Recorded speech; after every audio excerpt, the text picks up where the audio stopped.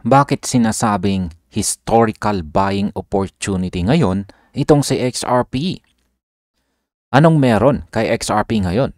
At bakit sinasabi ng analyst na pumapasok na naman siya sa isang historical buying zone? Ayan, ang crypto analyst na si Steph is Crypto ay naglabas po ng kanyang chart na parang echo ng mga nangyari noong taong 2022 at saka 2024. Ipinakita po niya na tuwing bumabagsak sa XRP sa weekly low na ganito po kababa, may pattern siyang inuulit at halos lagi itong nagbabalik sa explosive rally. Hindi po niya sinasabi na guaranteed ang pag-akyat, pero malinaw ang structure na hawig sa mga nakaraang major reversals. Ang tanong ay uulitin kaya ni XRP ang kanyang classic comeback move? Kaya yan po ang siyang ating pag-uusapan sa video na ito.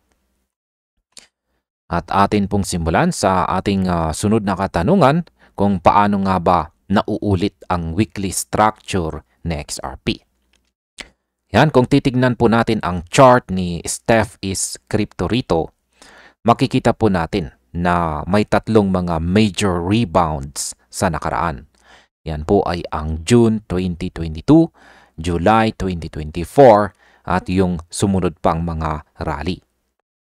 Hindi po basta-basta dahil ang rebounds ay umaabot po ng 226.6%, 789.35% at saka 126.2%.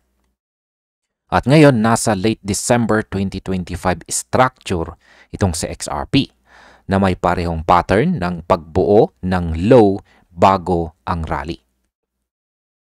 May mga circle po dito sa kanyang chart at may dotted projection paakyat. Hindi para hulaan ang exact price, pero upang ipakita na nasa eksaktong zone na po siya kung saan dati nagsisimula ang explosion. Parang inuulit po ng market ang kanyang sariling kwento. Ngayon ay ano po ba ang nangyayari sa Fear and Greed Index ngayon?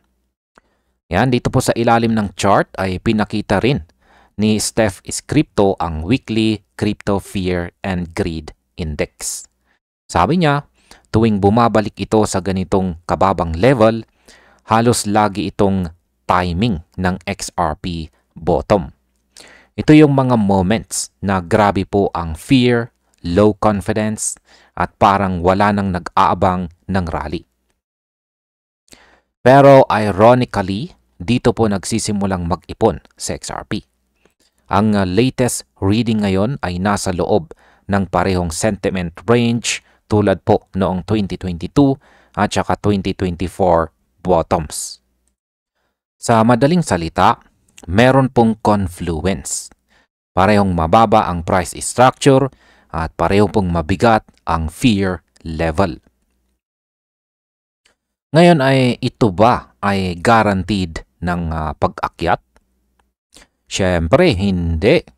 Kahit may pattern. Sabi nga ng analyst, hindi ito exact predictive model. Ang pinapakita lang ay resemblance. Ibig sabihin, hindi po siya nagsasabing bukas ay tataas, kundi kapareho ito ng nangyari bago ang malalaking rally dati. At sa technical analysis, yung ganitong confluence ay hindi po biro. Structure plus sentiment equals potential reversal zone. Pero tandaan, hindi po ito magic signal. Ang crypto markets ay unpredictable, lalo na kung may external shocks. Kaya mahalaga po ang risk management kahit bullish ang setup. Ngayon ay ano naman po ang sinasabi ng community? May opposition ba? Meron pong nag-comment na isang user na si David at medyo cautious po ang kanyang tono. Supporter po siya ni XRP pero sabi niya hindi pa sumasabay ang weekly performance kay Bitcoin.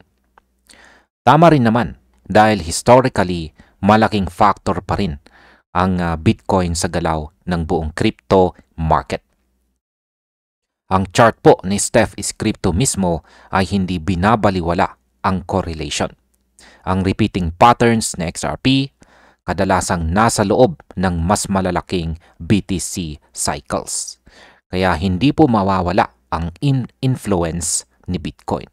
Pero sabi rin ng mga analyst, kapag pumasok na sa XRP sa accumulation zone, sariling lakas or sariling strength na rin ang gumagalaw dito.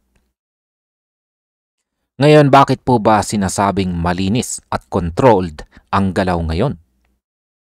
Isa pa po sa observation ng market watchers ay controlled at saka cleaner daw or mas malinis ang galawan ng XRP sa weekly time frame. Walang erratic spikes, walang exaggerated volatility, at steady lamang po ang pagbuo ng kanyang base structure. Yan, para sa mga crypto personality tulad po ng XRP, ito yung tawag nating maturation. Ayan, hindi po siya madaling natitinag. Hindi rin siya biglang bumabagsak. Parang sinasabi niya, relax lang, hindi ako babagsak na mag-isa. Ito yung behavior na madalas dumikit sa early stage reversals. Calm before expansion. Ayan. Ngayon ay ano naman po ang role ng institutional demand? Yan, malaki po mga ka-crypto. Sobrang laki. Dahil habang ginagawa ng XRP ang technical foundation niya, may parallel developments backing na bullish bias. Kagaya po ng Vanguard na may 11 trillion dollars assets na nagbigay po ng access sa mga XRP ETF para sa 50 million clients. Para itong pagbukas ng bagong pinto ng liquidity. Plus yung 4 pa na US XRP ETF. Yan po ay ang Canary Capital, Bitwise, Grayscale at saka Franklin Templeton. Puro inflow, walang single day na may net outflow. Ibig sabihin may steady na pumapasok na pera at hindi po palabas. At bilang panghuli ay ano naman ang aking masasabi tungkol dito. Yan, hindi po guaranteed ang next na expansion ni XRP. Pero mataas po ang kanyang probability base sa kanyang historical structure. Ang sabi po ni Steph is Crypto, nasa zone na tayo kung saan dati nag-uumpisa ang major expansions. Kung saan ay may confluence na nakikita po sa weekly structure, sentiment lows, institutional inflows, controlled market behavior, at saka malakas na support base. Kapag sinama mo ang lahat, nagmumukha itong textbook accumulation phase. Kaya ang tanong ngayon, susunod ba si XRP sa kanyang classic pattern ng pagsabog pagkatapos ng deep consolidation? Ang kasaysayan ay bumubulong na posible. Pero ikaw, ready ka ba sa kanyang susunod na galaw? At ayan, hanggang dito na lamang po tayo sa video na ito mga ka-crypto. Maraming salamat sa panonood.